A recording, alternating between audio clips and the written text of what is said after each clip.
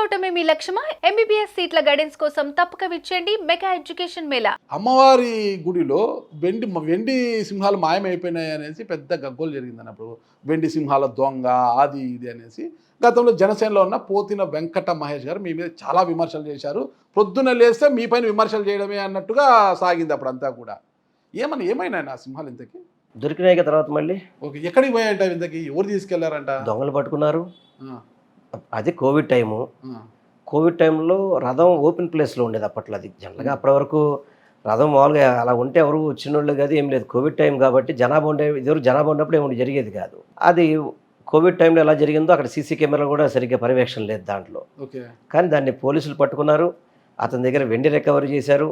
అప్పుడున్న సెక్యూరిటీ దగ్గర ఎవరైతే ప్రైవేట్ సెక్యూరిటీ కూడా ఉండేది వాళ్ళ దగ్గర రికవరీ చేశారు. అతను శిక్ష పడింది కూడా అతనికి పట్టుకున్న శిక్ష కూడా పడింది అతనికి. మరి మిమ్మల్ని ఆ రోజు ఒక దొంగలాగా పోలుస్తూ కామెంట్స్ చేసిన పోతిన వెంకట మహేష్ తిరిగి మీ కండువా కప్పుకున్నారు. ఆయన తప్పు ఒప్పుకొని మా దగ్గరకు వచ్చాడు అనుకుంటున్నాను. తప్పు ఒప్పుకొని మీ దగ్గర తప్పు ఒప్పుకున్నాడు పార్టీలో కాదు సార్. ఇప్పుడు మమ్మల్ని అయితే అన్న వ్యక్తి మా దగ్గరకు వచ్చాడు అనుకో, అది తప్పు కాదనే మా దగ్గరకు వచ్చింది అతను. అక్కడ న్యాయం జరగలేదు కాబట్టి ఇక్కడికి రావాలి, ఇక్కడ వైసీపీ అధికారంలోకి వస్తుందేమో, ఇక్కడ వస్తే ఏదో న్యాయం చేసుకోవచ్చు అనే ఉద్దేశంతో వచ్చారనుకోవచ్చు కదా. తెలియదు. ఇప్పుడు అంటే వచ్చే ముందు మీతో సంప్రదించారు, మీతో మాట్లాడలేదు? నేను అసలు ఈ నియోజకవర్గం లేనప్పుడు నేను సెంటర్లో ఉన్నా. నేను ఆయన వెస్ట్ కాన్స్టిట్యూన్సీకి సంబంధించిన నాయకుడు అతను. నేను సెంటర్లో ఉన్నాను. అతను అక్కడ జాయిన్ అయినంత వరకు నాకు తెలియదు ఆ విషయం. తెలియదు. సరే ఎవరైనా కానీ ఇప్పుడు అంతకుముందు గతంలో జగన్మోహన్ రెడ్డి గారి మీద, నా మీద, అందరి మీద ఆయన మాట్లాడిన వ్యక్తి. సరే అవన్నీ ఆయన తెలుసుకున్నాడు కాబట్టి వచ్చాడని చెప్పి అనుకున్నాను నేను. అది ఎందుకంటే గతంలో మీరు టీడీపీకి వెళ్ళాలంటే అప్పటి వరకు ఆయనతో పోరాటం చేసామంటే అక్కడ టీడీపీలోకి వెళ్ళలేక నేను బీజేపీలోకి వచ్చానన్నారు మీరు మాట. అది కాదు. కానీ చివరి వరకు కూడా జగన్మోహన్ రెడ్డి గారి మీద, మీ మీద ఒంటికాలతో వేసి కామెంట్స్ చేసిన పోతిన వెంకట మహేష్ మళ్ళీ మీ పార్టీలోకి వచ్చారు. అది ముఖ్యమంత్రి గారి నిర్ణయం. అది ఇప్పుడు ఆయన మీరు ఎంత సెంట్రల్కి పోయినా బెస్ట్ నియోజకవర్గంలో గెలిచిన మీరు సిట్టింగ్ ఎమ్మెల్యే అప్పటి వరకు కూడా, అంటే మీ యొక్క పర్మిషన్ లేకోకుండా మీకు సమాచారం ఇవ్వకుండానే చేసుకున్నారు. నాకు తెలియదు అసలు ఆయన జాయిన్ అయిన వరకు నాకు తెలియదు అసలుకి. ఏమైనా ఫీల్ అయ్యారు అప్పుడు? నాకు మాట కూడా చెప్పలేదు అనేసి. ఇప్పుడు నాయకుడికి మంచి అనిపించినప్పుడు తీసుకుంటారు.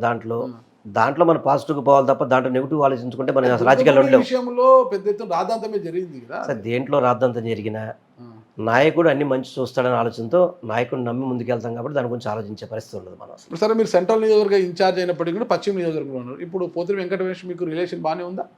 వైఎస్ఆర్సీపీ పార్టీ వాళ్ళందరితో బాగుంటుంది నేను.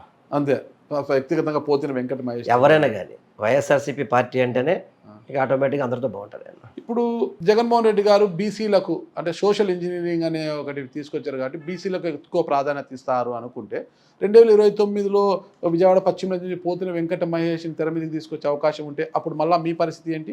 సరే, ఇంకా 5 ఏళ్ళు ఉంది. 5 ఏళ్లలో ఎన్ని మార్పులు ఉంటే ఎవరికి తెలియదు.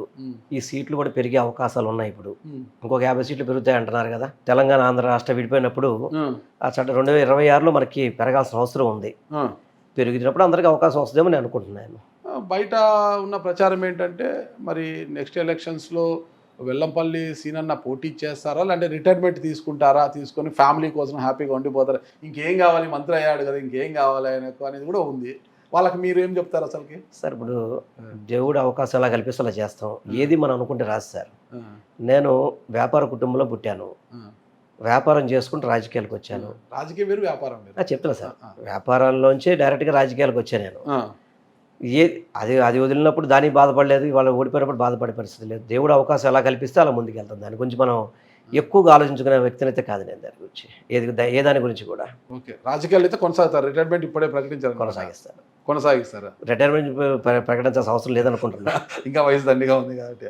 ఏంటి మీ కార్పొరేటర్లు అంతా సుజనా చౌదరి గారి గుడి కిందకి వెళ్ళిపోయారండి? సరే, అధికారం మారినప్పుడు ఇవన్నీ సర్వసామాన్య దాని గురించి మనం పెద్దగా ఆలోచించడం అవసరం. ఎందుకంటే ఎవరికి వాళ్ళు విలువలు ఉండాలి. కొంచెం ఒక పార్టీలో గెలిచినప్పుడు ఆ పార్టీ కష్టకాలంలో ఉన్నప్పుడు ఉండాల్సిన బాధ్యత అందరి మీద ఉంటుంది. కాదు వెళ్ళిపోతాం అనుకుంటే మనం ఏం చేసే పరిస్థితులు ఉండదు. వెల్లంపల్లి సీనన్న గారి యొక్క భవిష్యత్తు కార్యాచరణ ఏంటి అసలు? ప్రతిపక్షమైన పాలకపక్షమైన ప్రజలతో ఉండడమే నా అభిమతం అంతే. ఒక్కటండి ఫైనల్గా అడుగుతాను, దేవాదాయ శాఖ మంత్రిగా పనిచేసిన ఏ ఒక్కరు కూడా మళ్ళీ ఎలక్షన్లో గెలిచిన దాఖలా నాకున్న నాలెడ్జ్లో, మరి గెలిచారేమో నాకు తెలియదు, నాకున్న నాలెడ్జ్లో చెప్తున్నాను. కానీ ఆ శాఖ మీకు ఇచ్చినప్పుడు అనిపించలేదా నెక్స్ట్ ఏంటి నా పరిస్థితి అనేసి? మీకు ఇచ్చారు, మిమ్మల్ని తీసి కొట్టు సత్యనారాయణ ఆయన ఓడిపోయారు, మీరు ఓడిపోయారు, అందరూ ఓడిపోయారు కదా, అనిపించలేదు అప్పుడు?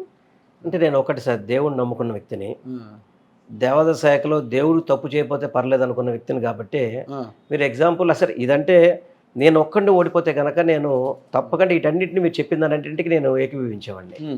164 మంది ఓడిపోయారు. అదేవిధంగా మీరు తెలంగాణ, మీరు హైదరాబాద్ దగ్గర మీరు ఉండేది, తెలంగాణలో ఇంతకుముందు ఎండోమెంట్ మినిస్టర్ ఎవరు పనిచేశారు?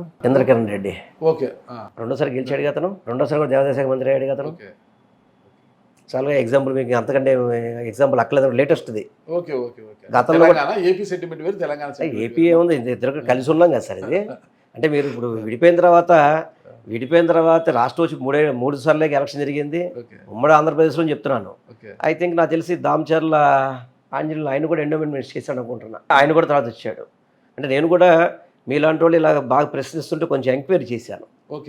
చేస్తే అటువంటి సంస్కృతి అయితే లేదనేది మాత్రం తెలిసింది, ఏం లేదు. అదే కనుక నేను 164 మంది గెలిచి 11 మంది వైసీపీలో ఓడిపోయి నేను దాంట్లో ఉండుంటే కనుక మీరు చెప్పిన దానికి ఒప్పుకునేవాడిని. ఇప్పుడైతే హ్యాపీగా 164 మందిలో నేను ఉన్నాను, 11 మంది విజయంలో నేను లేనని అనుకోలేదు, 164 మందిలో నేను ఉన్నాను సంతోషపడుతున్నాను. సంతోషపడట్లా, ఇవేమి కరెక్ట్ కాదనేది నేను భావిస్తున్నాను అంతే. ఇవి కరెక్ట్ కాదని, మీ ఆరోపణలు కరెక్ట్ కాదని నేను భావిస్తున్నాను అంతే. అంటే మీరు ఏదైతే ఆరోపణలు కాదు, మీరు ఏదైతే దేవాదాయ శాఖ మంత్రిగా చేసిన వాడికి నెక్స్ట్ ఫ్యూచర్ లేదంటున్నారే అవన్నీ కరెక్ట్ కాదని చెప్తున్నది. ఒకటన్నా ఇప్పుడు ఓడిపోయిన వారందరూ కూడా జగన్మోహన్ రెడ్డి గారి గురించి కావచ్చు, ఆయన కోటరీ గురించి కావచ్చు ఒకటే విమర్శలు చేస్తున్నారు. జక్కంపూడి రాజా గారు కావచ్చు, కేతిరి వెంకటరామరెడ్డి గారు కావచ్చు, ఇలా కొంతమంది కామెంట్స్ ఇస్తున్నారు. ఆ కామెంట్స్ మీద మీ కామెంట్ ఏంటన్నా అసలుకి? అంటే కొంత ఏంటంటే సార్, ఆయన డైరెక్ట్గా జగన్మోహన్ రెడ్డి గారు పబ్లిక్ బెనిఫిట్ చేశామని చెప్పని ఈ వాలంటీర్ వ్యవస్థ కానీ జరిగిందని చెప్పని అన్నారు. కానీ కొంత పార్టీ కార్యకర్తలు నాయకుల్లో ఇంత అసంతృప్తి అనేది తెలుసుకోలేకపోయాం, మేము కూడా తెలుసుకోలేకపోయాం. అందులో మా తప్పు కూడా ఉంది దాంట్లో. ఇవన్నీ ఒకళ్ళు విశ్లేషించుకున్నప్పుడు దాన్ని సరి చేసుకొని 29కి వెళ్తాం కాబట్టి ఇవన్నీ విశ్లేషించుకుంటే ఏది కరెక్ట్ అయితే దానికి ముందుకు వెళ్ళడం అంతే. అంటే 29 లక్ష్యంగా ముందుకు వెళ్తారు. ఇంకా ప్రజలతో ఉండడము, ప్రజలతో మమేకమై ఉండడము. ఇంకా సెంట్రల్ నియోజకవర్గం నుంచి మళ్ళీ పోటీ చేయమంటే అక్కడ నుంచే పోటీ చేస్తారు.